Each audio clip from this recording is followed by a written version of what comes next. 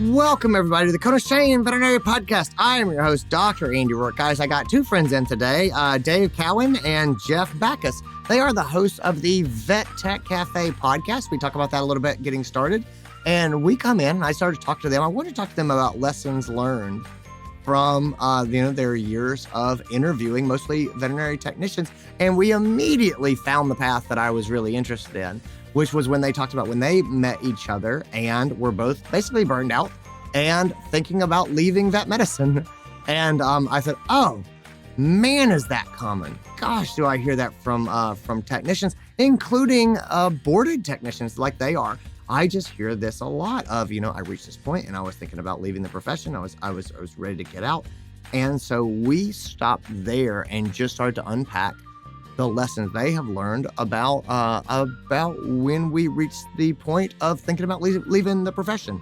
And so we get into that and we talk about headspace. We talk about all the people that they've interviewed and what lessons they've learned and what keeps them engaged and things like that. But it is really an interesting conversation. It's a lot about technicians specifically, but it's also a lot just about burnout. It's about the stresses of our profession. And it's about the idea that just because you have done something, it doesn't mean that you have to do it forever. Just because you've been in vet medicine for 10 years, that doesn't necessarily mean that you have to continue practicing as you did for the rest of your career. I think a lot of times we put that weight on ourselves, but it's not real. We make it in our own minds. So anyway, that's the episode. That's what we're here and talking about. So guys, let's get into this. This is your show. We're glad you're here. We want to help you in your veterinary career. Welcome to the Cone of Shame with Dr. DrAndyRoark. Welcome to the podcast, Dave Cowan and Jeff Backus. How are you guys? We're doing great. How are you doing? Yeah, I'm doing well. I'm doing really well. I'm glad that we could sit down and talk. For those who do not know you, you are both veterinary technicians. You both have veterinary technician specialties in emergency and critical care. And I met you as you two are the hosts of a podcast called Vet Tech Cafe.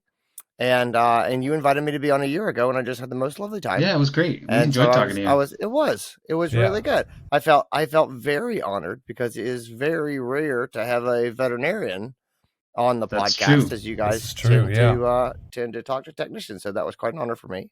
Yeah. But I enjoyed the conversation so much. I thought it's been a year since I came and met with you guys. Yeah. And so I wanted to talk a little bit about sort of your podcast. I want to talk mostly about the veterinary technician sort of space and culture and things like that. And I want to talk about that because it was funny, when we were here doing the sound check, getting ready for the podcast, our producer said, "Oh wow, so you guys, you are techs, you work with techs, you also do the podcast. Is like you guys are putting on the cape and going and doing the thing." And I thought that was funny, but. Let me go ahead and just start this out. Let's talk a little bit about Vet Tech Cafe and kind of what it is before we start to get into what it sort of means for technicians. But so what was the vision for your podcast when you got started? It was honestly, Dave and I met when we were doing our specialty certification several years ago, and we were at AVECCT in 2019 in DC. We were sharing an Airbnb, and we were just hanging out one night after lectures, and we were both in the same, do we want to keep doing this or do we want to get out of vet med kind of headspace? We were both kind of not in a great spot in veterinary medicine, and then we kind of started talking about this podcast. Somehow the conversation shifted to that and got us really thinking about all the cool things and cool people we knew that were doing these cool things, and that kind of reinvigorated us. And we talked for a couple hours, and then the next day we were like, so are we doing this? Yeah. and now almost 4 years later, here we are. Yeah. And it was more about the fact that, we were frustrated. We were like, is there something we could do that's different? Because all we knew was clinic work, right? Because we worked on the floor for 20 some odd years, and we were both frustrated in our jobs and frustrated with where, our career was kind of stuck. And we said, there's got to be something else out there. And, it shifted to a talk about a podcast. I don't exactly remember how we shifted to that. But then but we said there's nothing really in the podcast space for technicians. There's a lot for the field. There's a lot for veterinarians, but nothing really specifically for us. And we're like, we should probably do that.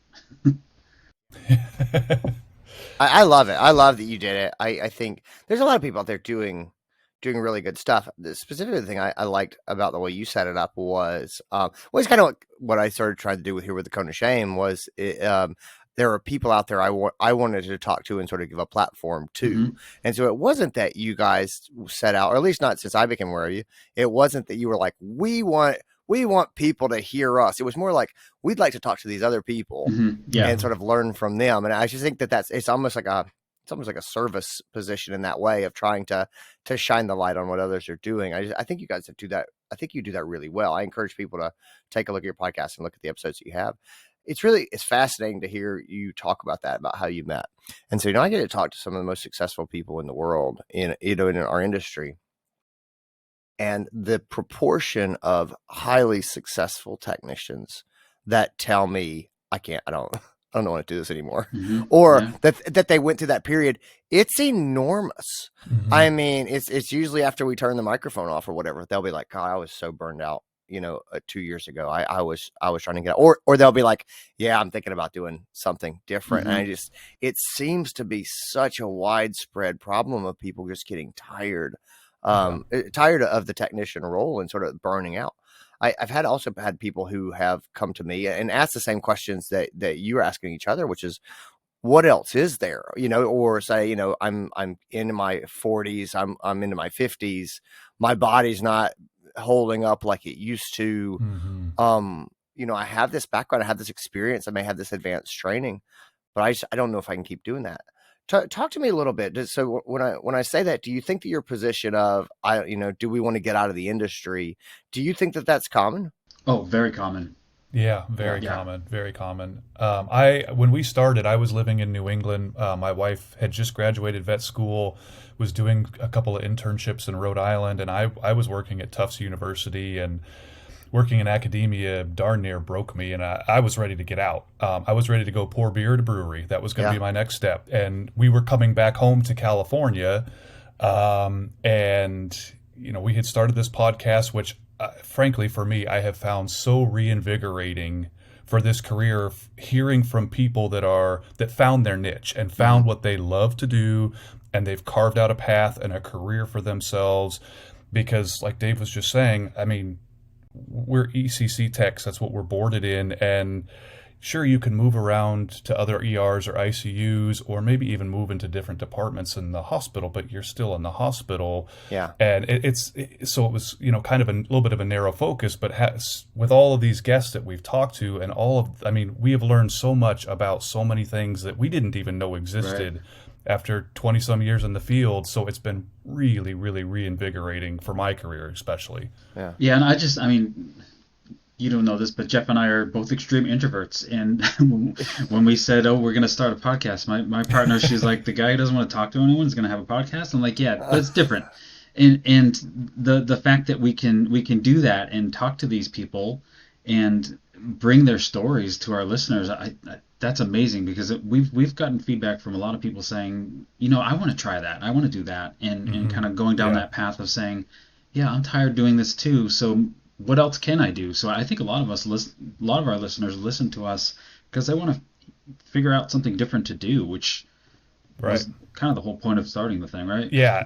And there really is a lot you can do as a veterinary technician under the umbrella of veterinary medicine. There are a lot of roles and careers inside and outside of the clinic that are out there. And I think now in 2023 with remote jobs, and I mean, there's more than there's ever been, but a lot of us just don't know how to find it or don't know what those jobs are. And so talking to some of these people that figured it out and are doing it, it's awesome to listen to from my perspective.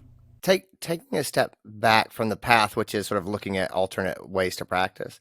If someone came to you now in the position that you were in when you started, and they were like, "Oh man, I'm thinking about getting out of the profession, like just leaving vet med in general. I'm not sure if I want to, but that's kind of where I am." based on your experience, and then also the hundreds of people that you've talked to, what kind of roadmap would you build for somebody like that? What would you give me a quick action step? Give me a treatment plan. Well, for someone who's there. Yeah. And again, you don't exactly know what's going to work and it's going to be different, but if they came to you and said, I need a treatment plan, give me, what are the steps, things like that. And so let's start with headspace. Is what I like to talk about. It's just before we get into what would you do, just philosophically, what have you come to believe about when you're ready to leave? Is that, where would you try to get them in their head to look at the profession or look at the options? Would you be optimistic? Would you tell them, no, this may be unavoidable? What would you try to get them to visualize for themselves? Well, first thing is, do you want to be in this field? That's my first question. Figure out, why did you get into this field in the beginning, and then find out, is that still true? And I'm going to refer back to something you told us when you were on the show. Find out what you love to do and find ways to do more of it. And if working on the floor is not what you want to do, figure out where you can go from there, and figure out what it is that you like doing in this field, and figure out ways to do more of it. And the other part of that is, this field isn't for everyone. So if you're 2-3 years in it and you're burnt out already, maybe this isn't the field for you. For Jeff and I, and that's okay. Yeah, that's perfectly fine. Don't stay in it if you're going to be miserable, because we've got plenty of miserable people in this field. That we don't. We've got enough miserable people. Yeah, we've got enough miserable people. We don't need to add to it. And just figure out what you like to do and find ways to do that. It's fascinating to me that you just own it. Like, this might not be the place for you. I think that's true. I love the candor and just sort of saying that. So, why do you want to be here? I think that's good. And I think on our side of the spectrum too, our schooling, if you go the traditional AVMA route, it's only 2 years. Yes, there's some student debt associated with that, but there are so many assistants that come into the field that haven't gone through the educational path. So I don't feel like they have the burden of the undergrad and the 4 years of vet school and the debt, the level of debt associated with that. So it's a little bit easier to exit if so desired. But I think to Dave's point is, like, you work in a clinic for a little while, maybe that becomes stagnant, maybe it doesn't interest you any longer, or sometimes people just get promoted to supervisory or managerial roles that they're not thriving in, that they don't love, just because they were the most senior person there, and that's taking away from their love of the job. And so it's kind of like Dave said, getting back to what drew you to it in the first place. If you want to be on the floor, just be on the floor and take yourself out of those other roles. Or if you don't want to be on the floor anymore, then okay, what about being on the floor did you like, and what kind of things can you do with that are just no longer on the floor anymore? There's this narrative that the career path, especially for paraprofessionals, but even for doctors, but definitely for paraprofessionals, the career path is upward into management. And you're like, why is that? Why would that be true necessarily? The thing that makes you a great, practitioner on the floor, that doesn't prepare you to manage other people, in my experience, and the fact that what about you said that this is what you kind of wanted to do? I think one of the biggest challenges for technicians, and it is also true for doctors, I think both are sort of opening up now, but it used to be there was a hard ceiling, development ceiling at the clinic level of, hey, well, this is, you're a new tech and now you're an experienced tech, and that's the end of that's it. And next step, management. Congratulations, you made it. You made it. Yeah, exactly right. So do you guys, so first of all, actually, let me pause here and just sort of say, do you think, because you're both in emergency critical care, do you think emergency critical care is worse as far as people burning out, or over a certain period of time they go, I don't want to do this? I've always wondered if the lifestyle that's usually associated with it, if that puts more stresses on people, or if you disagree. I would say I agree. I think that, I think each individual facet, each specialty deals with its own things that make it more difficult than others in certain areas. But I will say, for emergency and ICU, the off hours, I I will say I did overnights exclusively for 15 years, and the toll it takes is not worth the $2 an hour shift differential. But also, I think the level of the cases and the frequent interaction with futile care and just cases that we know are not going to end well, and still, pouring everything that we've got in such a high volume of those cases, I think it takes a little bit more toll. That being said, for internal medicine techs, I imagine the chronicity of some of those cases and just the slow linear progression takes the same kind of toll in a different way on them. So, I think that, and same thing too with general practice. So it's just, I think it's much the same. It's just in a little bit different way. Yeah, and I've worked in general practice and I've worked in emergency, and when I made that switch to emergency, I kind of looked back at some of my colleagues that were still in general practice and the things that they were complaining about, I guess, for lack of a better term. I'm like, yeah, I don't even care about that stuff anymore. It's just a different mindset in emergency. Yeah. So like Jeff said, there's stresses on every department of this field. Yeah. That I think sometimes the ER people go to ER because they like the chaos. They like constantly having stuff to do and constantly be moving and the critical nature of it. But other people like I don't want to say relaxed, that's probably not the right term, but the more steady pace or scheduled thing of working in general practice, where, Jeff and I enjoy the ones where we have to think about things and use our brains and be active in the treatment of these cases. But I think every department in this field has its own stressors that are pushing people out of the field, really. Yeah. Coming up on November the 14th with my good friend, Dr. Emily Tincher. She's been on the podcast a number of times. I love having her here. She is such a fun, interesting person who's a deep thinker. And so anyway, she is doing a webinar called Clinical Empathy, the exam room skill that can transform your team. And this is, I've had Emily on the podcast before talking about clinical empathy. This is a really good skill building webinar. This is great for your support staff as well as your doctors, but your team leads especially, but your technicians, your assistants, your CSRs, all of this is it's such a great communication content. I think you're going to really like it. So anyway, that is on November the 14th. It is at 3 p.m. Eastern, noon Pacific. And then the last one in the series is on December 13th. It is with Dr. Simon Platt. It is called Head Cases, a spectrum of care approach to neurology in general practice. So if you're a neurology buff, if you like seizures, if you like knowing about seizures, if you like neurophysical exam tips, tricks, and hacks, things like that, this is going to be a great webinar. So again, this is on December 13th. It's at 1 p.m. Eastern. That's 10 a.m. Pacific time. Gang, I would love to see you there. Links to all this stuff in the show notes. Go ahead and grab a spot. I'll see you there. Let's get back into this episode. Well, going back to our treatment plan, for I'm not sure I want to do this anymore. So we talked a bit about Headspace, recognize why you want to be here. I think that's a great sort of remembering your why point.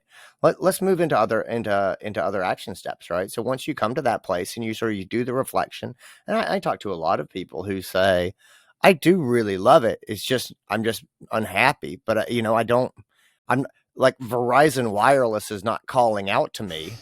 I'm not like purpose driven to be a cell phone salesperson, but the benefits the benefits are not bad, and it's close to my house, and I'm honestly thinking about going there.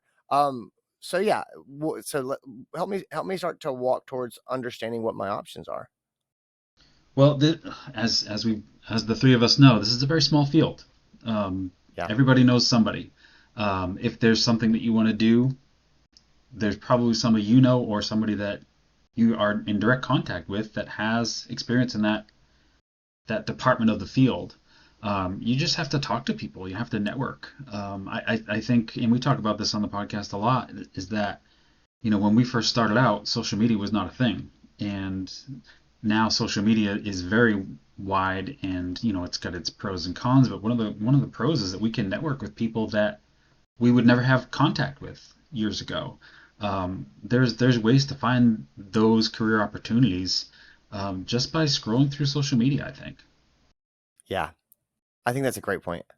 And I think too, like, I think in some ways in this field, a lot of times we have almost an adversarial relationship with our management team, and depending on what that structure is. But I think if you're seriously contemplating leaving your clinic or changing jobs or whatever it is, I think an honest conversation with management and actually involving them is really important. Like, you know, because it's just like, don't look at it as just their manager and you're gonna, get fired or whatever, but they might actually be a resource to kind of help network, like Dave's talk. Like I would hope that person actually wants to see you succeed. And maybe that's not always the case, but they might have suggestions for you, or this conversation of, okay, what do you like specifically about being here and your job here? Can we help do more of that and take away some of what you don't like so that you feel more valued here, or you start to enjoy your job more? And again, I realize maybe that's just rose-colored glasses, but I think at some point, like, you have to have those conversations with the people that are kind of responsible for the work that you do in your clinic, because otherwise it's just going to be the same old thing. Well, I love these points. I think this is excellent. So I start sort of thinking about this, and so I want to start with Dave's point, but like boy, 20 years ago the idea of technicians networking was just dumb. Like I would say that to people and they would just look at me like, what are you talking about? I think Jeff's point of social media coming up is a huge one. It is huge. It's particularly huge for technicians because there are so many groups of technicians online, things like that. None of that stuff used to exist. Like, all the practices were very siloed. And the practice would even kind of try to keep the techs away from other techs because you didn't want them to jump ship and go to notes. Yeah. You didn't want them to compare notes. You didn't want them to jump ship and go to the place down the road. Yeah. And so you're like, you know what, we're going to kind of keep my people here and their people can kind of be over there. And that's sort of an old school mentality, I think, that has nicely kind of gone away. But I think social media opened up a lot for that. But just the and there's been so many technicians who, like yourselves, who have said things like, you should know, but you should go to CE. And again, that's another massive opportunity that just wasn't there that long ago. There just wasn't a lot of tech CE, and now there's so many more options. So I really do love that.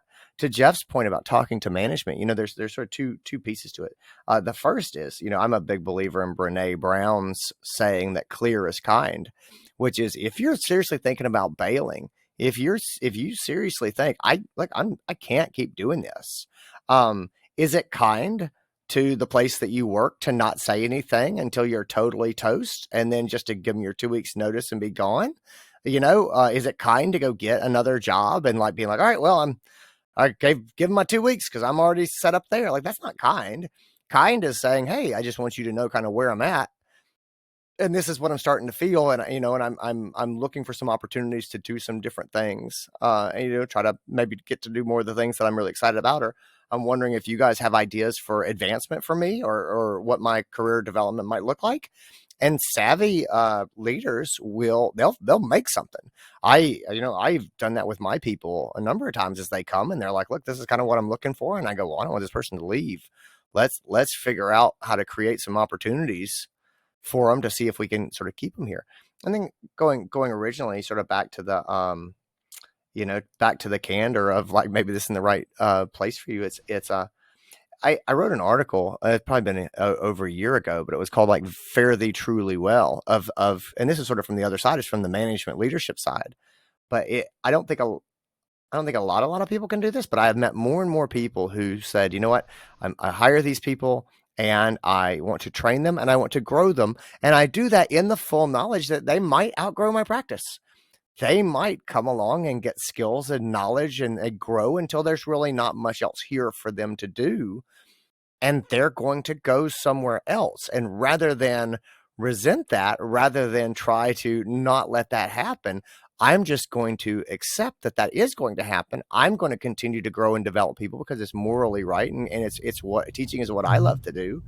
And I'm going to believe that karma is out there and that good things will come back to me from growing people, and then, you know, and even facilitating them going on to the next adventure.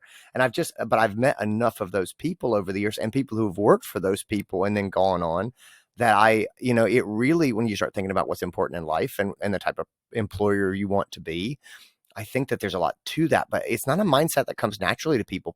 They generally want to, if they have talented people that work for them, they want to keep those people. And of course they do.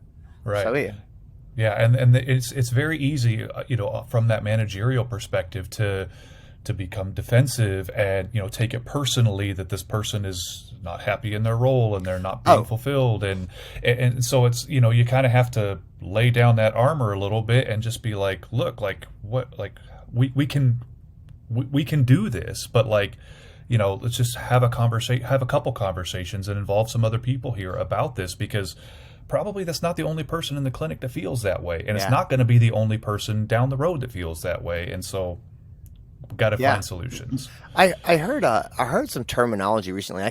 Someone told it to me, but I can't remember where it comes from. But basically, they were like, you know, there's a couple different types of really high flyers in a business. There's your superstars and there's your rock stars. And your rock stars are people who are good at what they do and they like coming out and playing the song. And your superstars are the ones who are going somewhere, meaning that they are doing new things, they are trying new things, and they are sort of soaring. And the superstars are great. They're self-driven. You know, they know where they want to be. They want to grow. The downside to superstars is they're probably going to leave. They're probably going to come in and they're going to leave. And I just thought it was really interesting, the idea of just owning that, to say, and there are some people who are not interested in in going on. They want to be very good at what they do, and they want to remain challenged. And as long as they feel like they are good and they are challenged in their work and they do good jobs, like, they're totally fine to punch the clock for 25 years, you know, and do it. And it's not a bad thing. It's not a knock. But for those people who are sort of superstars and feel like, I'm really internally driven, I want to keep trying new things, I get bored easily, that can just be a different environment. And so it's funny, because the point of sort of the article was, you want to have a mixture of rock stars and superstars. Is you really don't want everybody who's gunning and trying to be a high flyer like you, like a couple of those people, because they push everything forward. But it's also really good to have people who are happy to be, you know, sort of challenged in the way they were. So anyway, I thought that was really interesting. What are your sort of favorite resources for technicians? So obviously you guys have a podcast. It's called Vet Tech Cafe. It's an excellent podcast. As I said, I really like it. I really enjoy it. It is a lot of technician guests, and talking to them about their careers and kind of lessons that they learned and things like that. Are there other resources that you like for technicians? In terms of like podcasting, or no, I was more thinking in terms of, in terms of our action plan, I guess, of trying to figure out where you want to go, what you want your career to kind of be like. Yeah, just in general. If somebody said, God, I'm feeling sort of stagnant, not necessarily that I'm looking to go somewhere different or do something different, but I want something that's going to make me not feel stagnant. I would advocate for CE, and you know, it used to be a very commonplace thing where everyone had like this CE allowance, where they were, you know, could go to conferences, that could go to different CE. And many years ago, one of the stipulations that I had with some of my CE was that if you're going to go learn something, come back and teach it. And I really enjoyed that, and I think that's probably what got me on my path to enjoying teaching and enjoying doing CE and things like that. But just going out and networking with other people and getting some continuing education, you know, a lot of times you'll go there and you may not learn anything new, but the experience of being there and like, we have this like post-conference invigoration always, right? When we come back, we're like, oh, I learned this thing. We're going to do this in our practice. And we get back, and a lot of times the people that we work with are like, yeah, we're not going to do that. But if you come back invigorated and you can bring that to management and say, hey, we learned how to do this one little thing with these types of cases, can we try and incorporate that? And I feel like, you know, people that get stuck and stagnant and burned out and leave is because they're doing the same thing over and over and over again. And kind of back to Jeff's point about finding other things to do in your practice, you know, it's a little bit more relevant to an ER referral practice, because there are different departments. I feel like for me, the reason that I've stayed in this field so long is that I've done different things. I haven't been doing the one thing for 25 years. I've been doing different things. And I feel like if you go to CE, you learn about something, and maybe that inspires you to try a different way, or even move to a different department in your hospital to entertain your mind and make you more useful and get you thinking instead of just doing the same thing over and over again. I feel like that's one of the things that I would recommend for people is to educate yourself. There's a vast amount of knowledge, and we are never going to learn all of it in this field. And I think sometimes people don't realize that there's no limit to what we can learn here. And I found that the more that I educated myself, the more that I went to CE, the more invigorated I was to stay in the field. I love it. Guys, I'm going to put links to the Vet Tech Cafe in the show notes. I'll put a link to the episode that I did with you guys a year ago. If you want to hear us flip it around and go the other way, they can check that out. Thank you both so much for being here. Guys, thanks for tuning in and listening. Take care of yourselves, everybody. And that is the episode. That's what I got for you guys. I hope you enjoyed it. Thanks again to Dave and Jeff for coming on. Gang, check out their podcast, Vet Tech Cafe. I said I'll put links into it down in the show notes. If you are enjoying this podcast, one of the nice things you can do is leave me an honest review wherever you get your podcast. It always means the world to me. It's how people find the show. It's super important. So, like and share the episodes if you enjoy them. Guys, take care of yourselves out there. Be well, everybody. Talk to you soon.